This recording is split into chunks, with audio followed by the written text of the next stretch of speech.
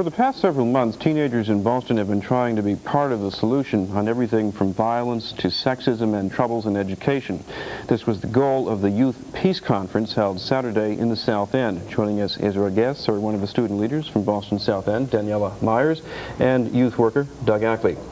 I'd like to welcome both of you. I'd like to start with Danyella. Teenagers talking to each other, it's something that happens all the time, but this was a different way of teenagers talking to each other. Why was it so important to talk this way? It was important to talk this way because just because of the atmosphere. Everyone felt really comfortable being around people the same age, and they knew there that they had a chance to talk about the issues that they most wanted to talk about, and everyone just felt really comfortable with each other. Return to Doug. What does this take teenagers to down the road? Well, we opened leads to some type of greater peace and unity within the community. I think that allowed them a chance to speak out and actually be heard. I think that it was very important. I hope that it gave adults a different way to look at the youth, that they can be powerful in positive situations. And turning to Danyella, if teenagers had some power, had more attention from adults, what kind of things do you think they're looking for? They're looking for respect mostly, and a chance to be heard. Now, this whole peace conference arose out of some trouble in the South End. It may have been trouble that came into the neighborhood from the outside, but what's been going on inside the neighborhood to make things better? Is there anything that either of you have been involved in that? Probably, I would say inside the neighborhood, probably just the youth. The peer leaders that we have at Teen Empowerment are all living right now in the South End, and they have a great chance to be a good impact on the community. They become like magnets doing positive work.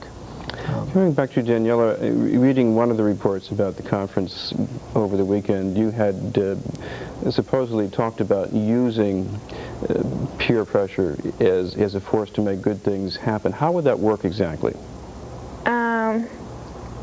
Can you rephrase the question? Well, I guess we usually use the term peer pressure to mean something bad. Teenagers pressuring other kids to use drugs or to use violence or something like that.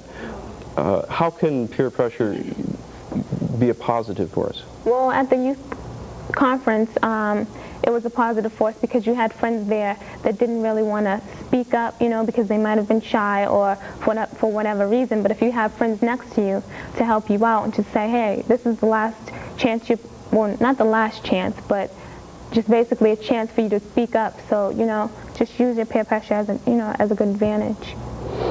Do you think anybody at this conference is going to act differently after what they've been through Saturday? I think so.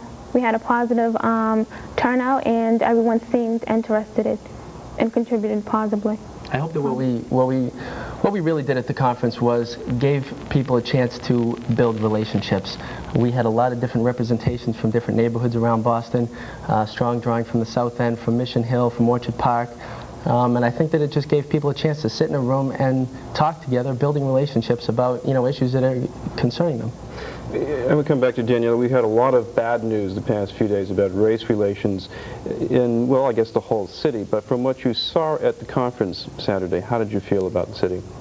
How did I feel about the city? I felt that everyone took advantage of the situation of coming together and actually being able to voice their opinions. Now, as far as what happens after this conference, I know you've talked about things you might like to see, some better services, more respect from adults, but what will the teenagers themselves be doing? Looking for summer jobs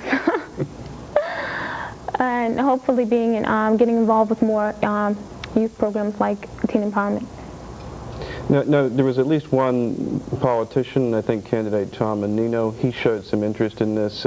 In general, what would you like to see people running for mayor to be doing at this point? I'd like to see them be able to give more opportunities for young people, have the funding there so that they can be community centers, so that the youth don't have to be kind of hanging around with no purpose, nothing to do over the summer. The more community services, the more community centers, the more jobs there are, the more opportunities young people are going to have to feel powerful and feel that they're succeeding. All right, thank you both very much, Danyella Myers and Doug Ackley.